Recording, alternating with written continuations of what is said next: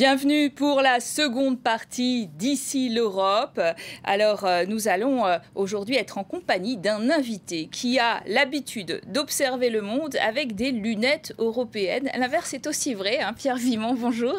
Bonjour. Puisque je rappelle que vous étiez le patron du service européen d'action extérieure, donc de la diplomatie européenne qui aujourd'hui est bien installée dans le monde, s'est développée, et puis que vous avez officié aussi au Quai d'Orsay. Aujourd'hui, vous êtes chercheur à Carnegie Europe, en particulier sur les questions migratoires.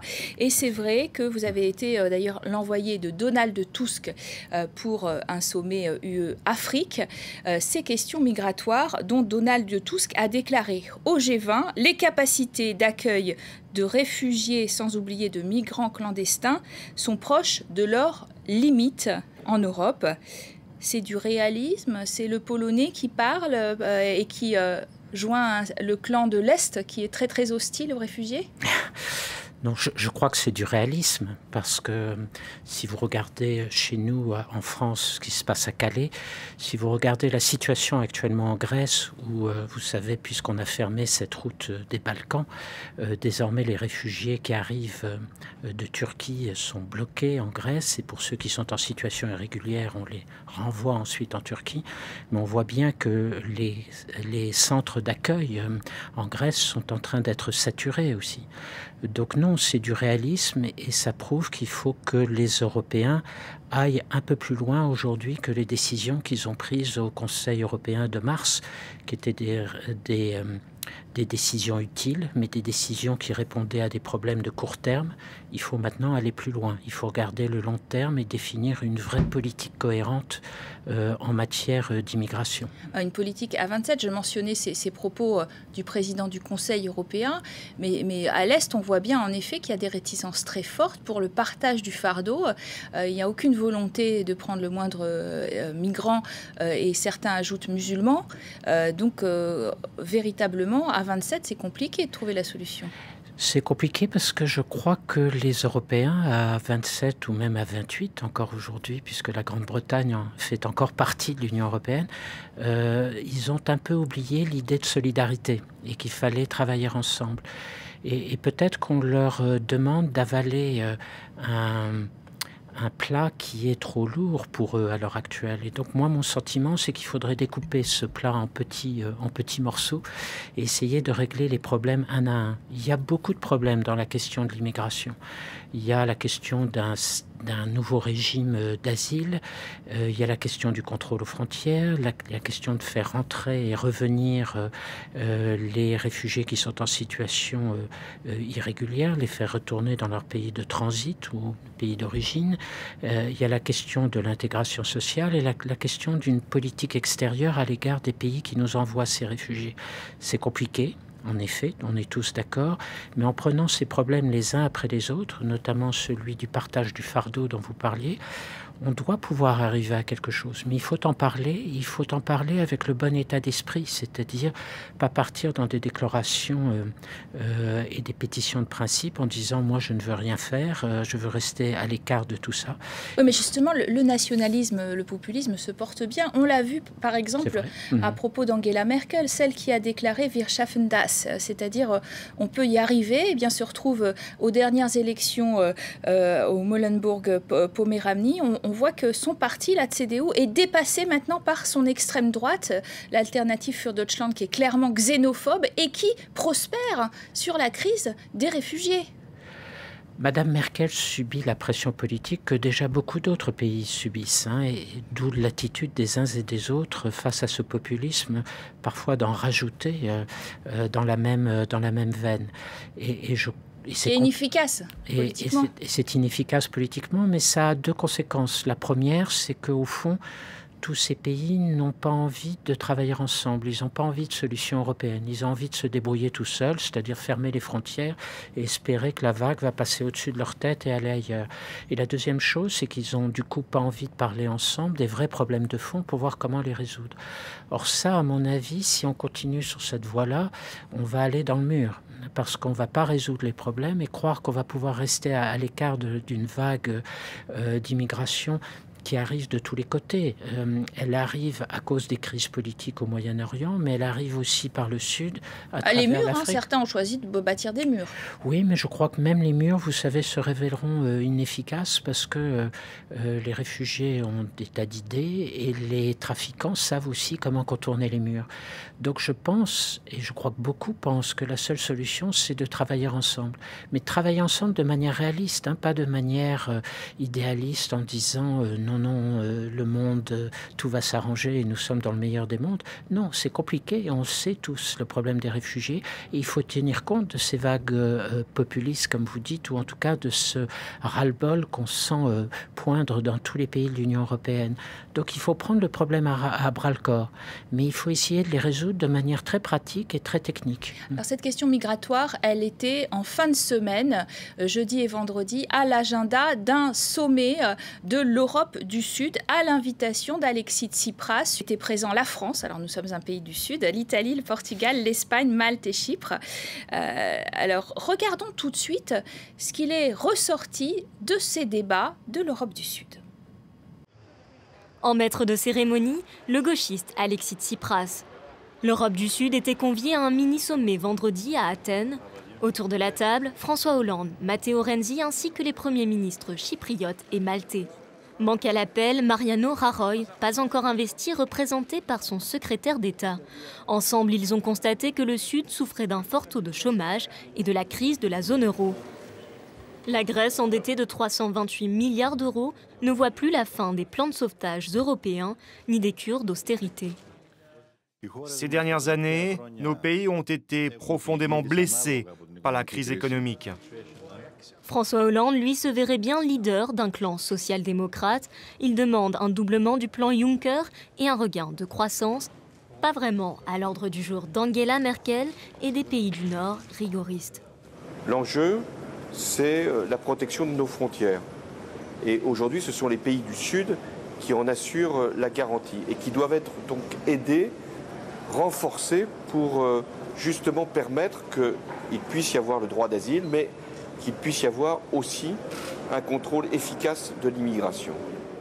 Les 7 du Sud vont donc désormais militer pour un partage du fardeau des réfugiés, trop lourd pour l'Italie et la Grèce. Face aux pays de l'Est réticents, ils vont demander une solidarité logistique à travers les gardes-frontières européens, mais aussi financière. Prochaine étape pour porter leurs idées, le sommet de Bratislava le 16 septembre. Sur le fond, Pierre Vimont, est-ce que ça a un sens de réunir ces pays de l'Europe du Sud? Est-ce qu'ils ont quelque chose vraiment à décider ensemble, sachant que, par exemple, quand on parle de solidarité économique, puisque l'économie était un des points forts de ce sommet, eh bien, c'est plutôt le Nord qui paye. Oui, ils ont raison de se réunir. D'abord parce que c'est eux qui subissent le plus de plein fouet la vague des réfugiés et des immigrés qui arrivent. Italie, Grèce, Malte et quelques autres. Et donc qu'ils se réunissent pour mettre ensemble leurs problèmes me paraît une bonne chose. La deuxième chose, c'est que c'est un phénomène qui est en train d'apparaître à travers toute l'Union européenne et qui est peut-être la conséquence du fait qu'à 28 ou demain à 27, l'Union européenne est plus difficile à gérer qu'avant. Et les regroupements régionaux entre pays d'une même région pour préparer ensuite des réunions tous ensemble, c'est peut-être pas forcément une mauvaise méthode. Et on a parlé de cercles concentriques, là vous dites les regroupements régionaux pourra enfin dégager des majorités, parce qu'on a du mal à prendre ce processus décisionnel à bras-le-corps. Oui, que ces groupes de pays réfléchissent ensemble à des problèmes qu'ils partagent en commun et qu'ensuite ils se rendent à Bruxelles pour tous ensemble essayer de voir comment les résoudre est pas mal. Ce sur quoi il faut faire attention, c'est que ces réunions régionales ne débouchent pas sur des positions très tranchées et qui bloquent tout ensuite. C'est qu'il faut se garder de la souplesse et de la flexibilité. Mais vous savez, ça fait un certain temps qu'on parlait de nécessité que les États membres de temps en temps se réunissent par région. Alors, Grèce, Italie, alors on ne veut pas donner de mauvaises nouvelles du tout depuis le Brexit, mais en attendant, ils vont toujours pas très bien économiquement. C'est toujours les deux grands hommes malades de l'Europe. À quel point d'ailleurs est-ce qu'il y a une rechute possible très grave dans les mois qui viennent ? La difficulté pour tous ces pays, qui ont déjà fait beaucoup d'efforts, c'est que tout le monde attendait une croissance qui leur permettrait peu à peu de sortir des difficultés qu'ils ont. La croissance, c'est ce qui permet des rentrées fiscales, des rentrées d'impôts, c'est ce qui permet à travers la reprise de la productivité, de la production, d'améliorer les choses. Or, cette croissance se fait attendre. Et c'est à cause du Brexit, à cause du terrorisme, à cause de la conjoncture? Non, le Brexit, pour le moment, ce qu'il a créé, c'est une certaine incertitude et des investisseurs qui attendent, et ça, c'est pas forcément très bon. Mais je dirais qu'à très court terme, le résultat, pour le moment, les effets et les répercussions du Brexit ne se sont pas fait sentir de manière trop lourde. Mais il faut être extrêmement prudent à mesure que les mois avancent, qu'on voit bien que la négociation pour la sortie du Royaume-Uni va être extrêmement difficile et va être très longue. Il faut observer de très près l'évolution des marchés et surtout l'évolution des investisseurs et des investissements. Et donc, c'est vrai que ceci n'aide pas à redonner de l'optimisme au marché économique. Et c'est dangereux, bien évidemment. Il y a eu des manifestations, de grandes manifestations pour rester dans l'Union européenne du côté de la Grande-Bretagne. Mais pour l'instant, eh bien, il est plutôt question d'un divorce sur 2 ans. C'est ce qu'a dit, répété, martelé Theresa May, la nouvelle première ministre.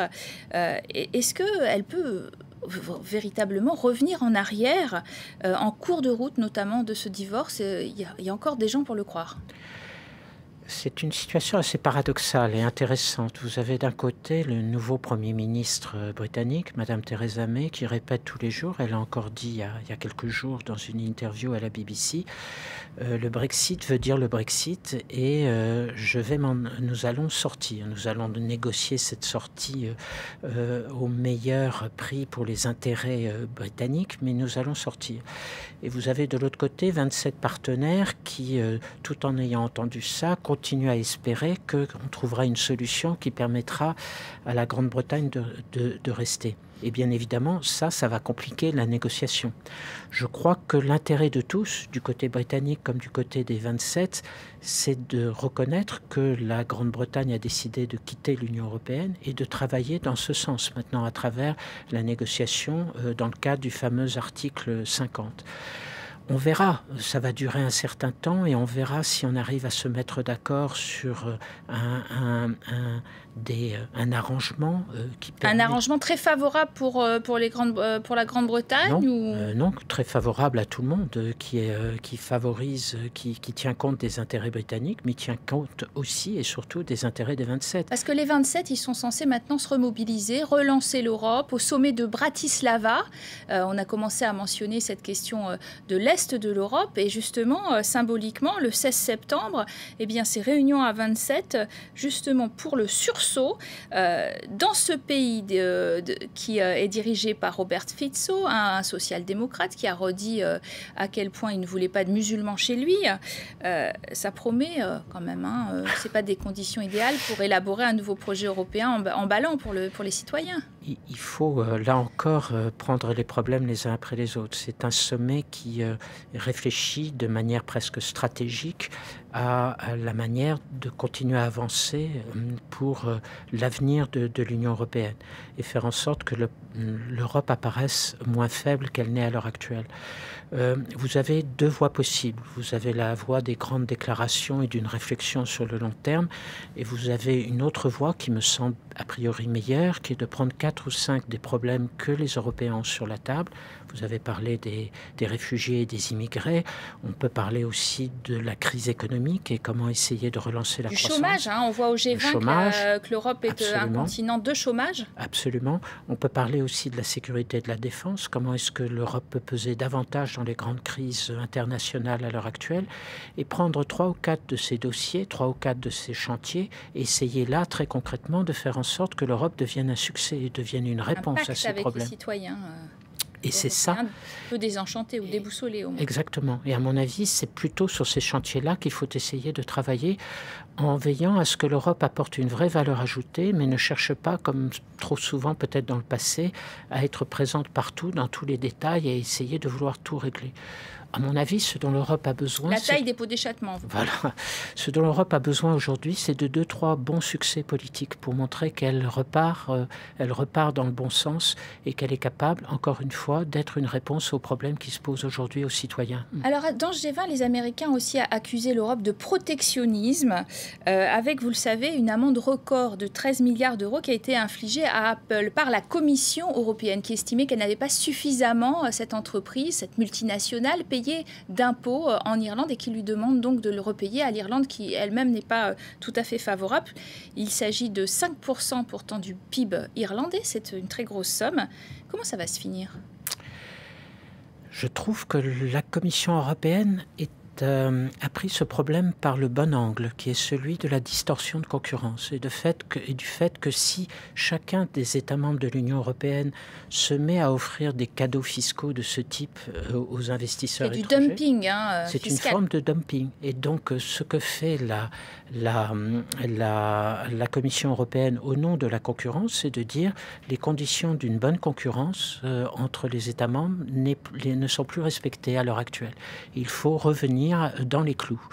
Et ça, c'est, me semble-t-il, un point d'attaque sur ce dossier contre lequel il est assez difficile de s'opposer. Je sais bien que le Trésor américain prend l'affaire de haut et dit que c'est inacceptable, mais au fond, quand vous réfléchissez bien, même pour le Trésor américain, peut-être à terme, c'est plus intéressant de pouvoir récupérer une partie de ces plus-values qu'obtiennent les grandes sociétés américaines. Donc il me semble que c'est un angle d'attaque qu'il est difficile de repousser. Merci en tout cas d'avoir avancé sur ces thématiques en notre compagnie, Pierre Vimont. Merci à vous de nous avoir suivis.